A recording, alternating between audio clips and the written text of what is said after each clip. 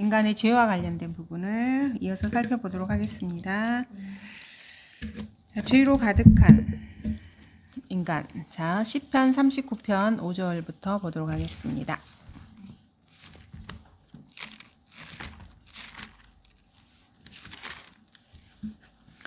자, 보소서 주께서 내 날들을 손너비만큼 주셨으므로 내 연수가 주 앞에서는 없는 것 같사오니 진실로 가장 좋은 상태에 있는 모든 사람도 다 헛될 뿐이니이다. 셀라. 자, 요 말씀을 통해서 저희가 배울 수 있는 것은 가장 좋은 상태에 있는 사람도 다 헛될 뿐이라고 주님께서 말씀하고 계십니다. 그래서 우리는 죄를 지어서 죄인인 게 아니고요. 죄인으로 태어났기 때문에 죄인이기 때문에 보통 사람들이 그리스도인의 삶에 승리하는 삶을 살다 보면 조금 착각을 하게 돼요. 자기가 이렇게 죄인인 거를 잊어버릴 때가 있어요. 물론 이렇게 영적으로 승리하고 사탄의 공격을 잘 막아내고 많은 면에 있어서 열매를 맺고 이렇게 살면 좋은 거예요. 뭐 나쁜 건 아니죠. 우리가 그렇게 사는 삶을 추구하기도 하고. 근데 그러한 가장 좋은 상태에 있는 사람도 사실은 하나님 입장에서 보면 다 헛된 인생들인 겁니다.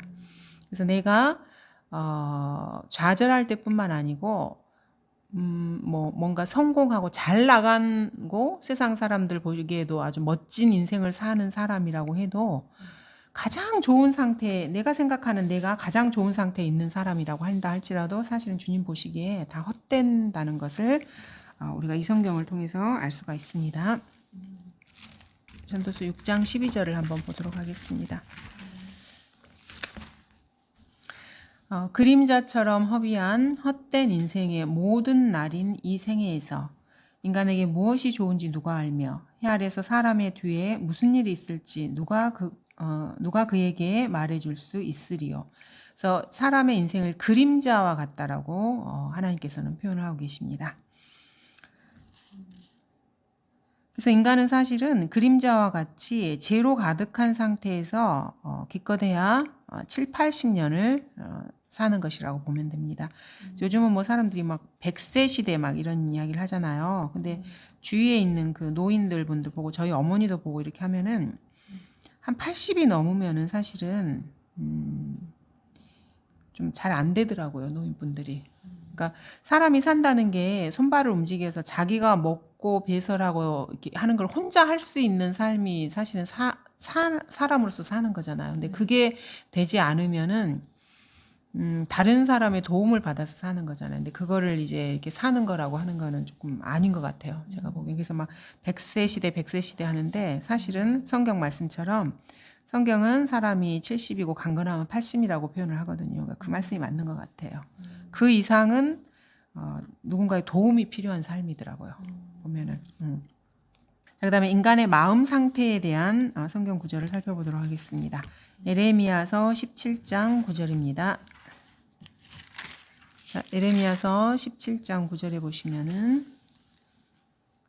마음은 만물보다 거짓되고 심히 악하니 누가 그것을 알 수 있으리요. 자, 사람의 마음을 만물보다 거짓되다고 주님께서 인간의 마음에 대해서 정의를 내려놓고 계십니다. 지금을 우리가 라오디케아 교회의 시대라고 말을 하고요. 점점점 대환란이 가까워오고 있는 시대인데 교육에서나 어디에서나 보면 인본주의가 득세하는 시대예요. 사람을 만물의 척도라고 그러고 인간 자기 마음을 알아주는 거를 최고로 여겨요. 그래서 물론 이제 말도 잘 통하고 뭐 잘 살면 좋은데 자기 마음을 너무 지나치게 중요시하는 시대인 것 같아요. 지금은 보면은 학교의 어린 아이들도 보면은 너는 사랑받기 위해서 태어난 아기라는 그런 노래도 저기 초등학교에서 막 하면서 그 아이가 사랑만 받고 아주 대단하고 좋은 그런 존재로만 이렇게 인식을 시키더라고요. 교육 자체를 그렇게 하더라고요, 보면. 그래서 요즘 애들은 다 자기가 아주 잘난 줄 알아요. 정말 그렇더라고요, 보면은. 근데 그게 교육과 세상의 흐름과 같이 이렇게 병행을 해 나가는 것 같아요. 우리나라만 그런 게 아니고 전 세계적으로. 자, 그다음에 전도서 8장 11절을 보도록 하겠습니다. 전도서 8장 11절에 보시면은 악한 일에 대한 징벌이 속히 집행되지 않으므로 사람들의 아들들의 마음이 그들 안에서 악을 행하기로 완전히 정해졌도다. 사람들이 계속해서 죄를 짓는 이유 중에 하나입니다. 이것이. 아주 극심한 죄를 짓고 숨어서 죄를 짓고 머리가 좋은 사람들은 교묘하게 법망을 피해서 죄를 짓고 이렇게 해도 그의 죄에 대한 징벌이 속히 이렇게 집행되지 않기 때문에 사실은 주님께서 회개할 기회를 주시는 거거든요. 유예 기간을 그 사람에게 주는 건데 그 사람이 오해를 하는 거예요. 이렇게 해도 벌을 안 받네. 주님의 관점과 인간의 관점이 다른 거예요. 주님은 그 사람에게 계속해서 기회를 주고 돌이키기를 원하는데 인간은 자기가 벌을 안 받으니까 이렇게 살아도 되는구나 라고 생각을 하고 자기 마음으로 딱 확정을 짓는 거예요. 계속 이렇게 살아야지. 이렇게. 이게 지금 그 말씀입니다. 자기 마음으로 확정을 딱 해요. 악을 행하기로 딱 결정을 하면서 이렇게 사니까 더 좋네. 이제 이렇게 생각하는 거죠. 전도서가 BC 1000년에 기록된 책이라는 것을 보면 참 놀랍죠. 성경에 그런 게. 그다음에 잠언 20장 9절을 보도록 하겠습니다. 잠언 20장 그 앞에 보시면은 잠언 20장 9절 나는 내 마음을 깨끗하게 하였도다. 나는 내 죄에서 정결케 되었도다. 라고 말할 수 있는 자가 누구냐? 라고 주님이 질문을 던지고 있습니다. 인간에게는 누구도 없다는 거죠. 이런 사람은 없습니다. 그래서 우리 신약 시대에는 예수 그리스도의 보혈로 하나님의 의를 전가받은 것입니다. 구약 사람들은 사실 어떻게 보면 더 안 좋죠. 그래서 사실 지금 이 시대에 구원받은 사람이 어마어마한 특권이에요. 너무너무 좋은 시대예요. 구원받기에 너무나 좋은 시대입니다. 다음 뒤쪽에 전도서 9장 3절을 보도록 하겠습니다. 이거는 아까 저희가 한번 봤던 말입니다. 후반부에 사람들의 아들들의 마음이 악으로 가득 찼으며 그들이 살아있는 동안에 미친 마음을 품다가 후에는 죽은 자에게로 간다는 것이라. 네. 그래서 기록된 성경과 자기의 생각이 다른 것은 내 안에 미친 마음이 있다는 것입니다. 주님 보시기에 이 세상 인간들은 모두 다 미친 마음을 품고 미친 듯이 질주하면서 미친 듯이 지옥을 향해서 질주하며 살아가고 있는 사람들입니다. 그 다음에 욥기 15장을 보도록 하겠습니다. 앞에 욥기 15장 16절에서 15절에서 16절 15장 욥기 15장 15절 16절입니다. 보라 그분은 그의 성도들을 신뢰하지 아니하나니 정녕 하늘들도 그분 보시기에는 깨끗하지 아니하거늘 죄악을 물처럼 마시는 사람은 얼마나 더 가증하고 추하겠느냐. 주님 보시기에 인간의 모습입니다. 죄악을 물처럼 마시는 가증하고 추한 존재가 바로 사람입니다. 그래서 하나님께서는 사람을 신뢰하지 않습니다. 그래서 예수님께서도 인간의 마음에 무엇이 있는지를 아셨기 때문에 지상생을 사셨을 때도 인간에게 의탁하지 않으셨어요. 그게 이제 요한복음에도 있고 그렇습니다. 그 다음에 아까 저희가 봤던 것처럼 로마서 3장 3절 4절에 보시면은 기록된 말씀을 믿지 않는 사람들을 하나님께서는 거짓말장이라고 선언하고 계신 것입니다. 그래서 하나님은 참되시나 사람은 모두 거짓말장이라. 말씀을 믿지 않는 사람은 그 사람이 사실은 이게 성경을 주님이 주셨잖아요. 이 성경을 믿지 않는다는 것은 하나님 보고 하나님께 하나님 당신은 거짓말장애입니다 라고 말하는 것과 똑같아요. 주 예수 그리스도를 믿지 않는 것도 마찬가지고요. 근데 그 사람들이 적극적으로 그렇게 하지 않을 뿐이에요. 그래서 예수님을 믿지 않는 사람들은 사실 하나님께 거짓말장이라고 하는 거하고 똑같거든요. 주님이 제시하신 유일한 구원의 길을 그 사람들이 거부한 것입니다. 근데 사실은 하나님은 참되시지만 사람이 거짓말쟁이인 거예요. 믿지 않는 사람들이 거짓말쟁이인 거고 그 사람들이 아무리 하나님을 거짓말장이라고 만들고 싶어 해도 본인이 거짓말장인 것입니다. 자, 그다음 로마서 6장 23절 보겠습니다. 자, 이렇게 해서 저희가 인간의 그 실체를 성경적으로 쫙 살펴봤습니다.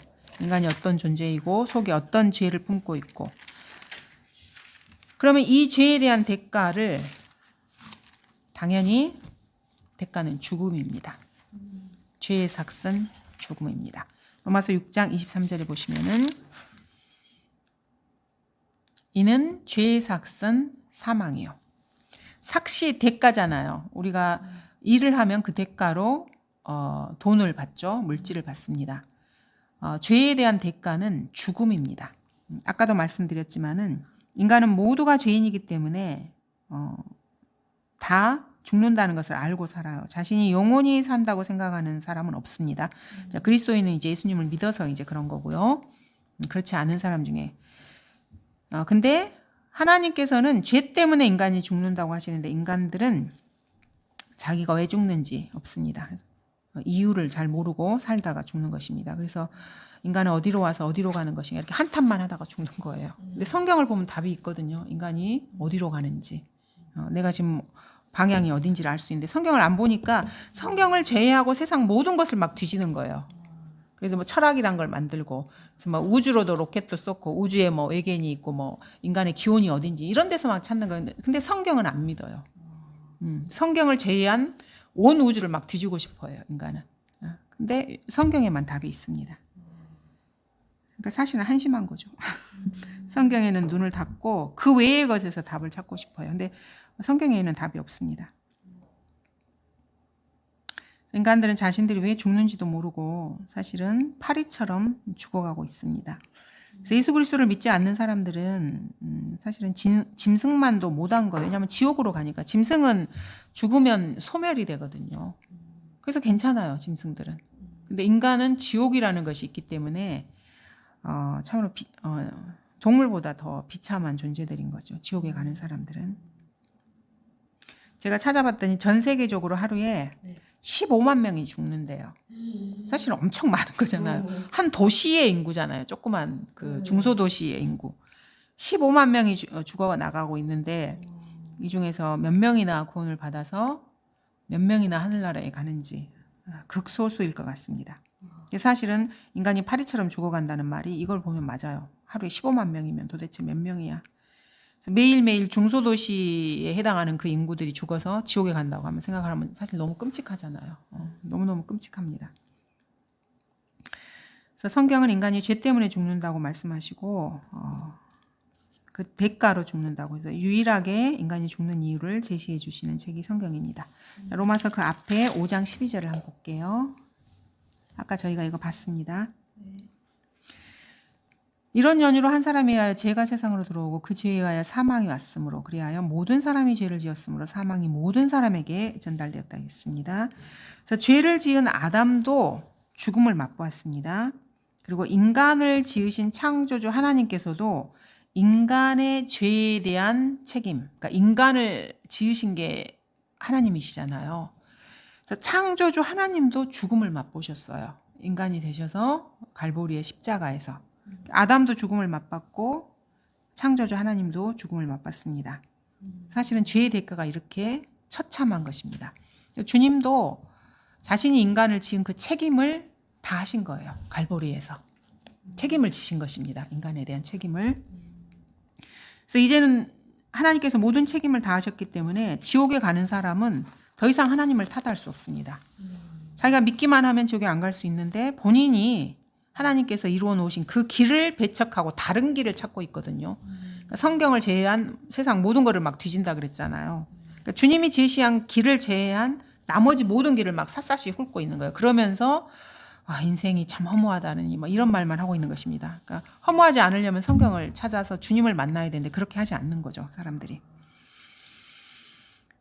죄에 대한 대가는 이렇게 처참하고 그래서 창조주 하나님마저도 죽음을 피할 수가 없었습니다. 그래서 죄의 삭은 사망이라는 것은 법칙입니다. 법칙. 우리 자연 법칙 있잖아요. 법칙이라는 것은 바뀌지 않는 걸 법칙이라 그런다 그러더라고요. 이론은 바뀐대요. 이론을 이렇게 만들어 놓으면은 또 다른 뭔가가 나오면 기존에 만들었던 이론, 그거는 틀렸어 하고 이제 바뀌는데 법칙이라고 하는 건 바뀌지 않은 것입니다. 그래서 죄의 삭시 사망이라는 것은 법칙입니다. 그래서 이거는 그냥 인간이 뭐 나이 들어서 죽고 이게 아니고요. 구원받지 않은 사람에게도 법칙이고요. 구원받은 사람에게도 마찬가지예요. 그래서 구원받은 그리스도인들도 자기들이 계속해서 옛날에 과거에 지었던 죄 속에서 이렇게 막 그걸 끊지 않고 성별된 삶을 살지 않고 이렇게 죄 가운데 있잖아요. 그러면 빨리 죽어요.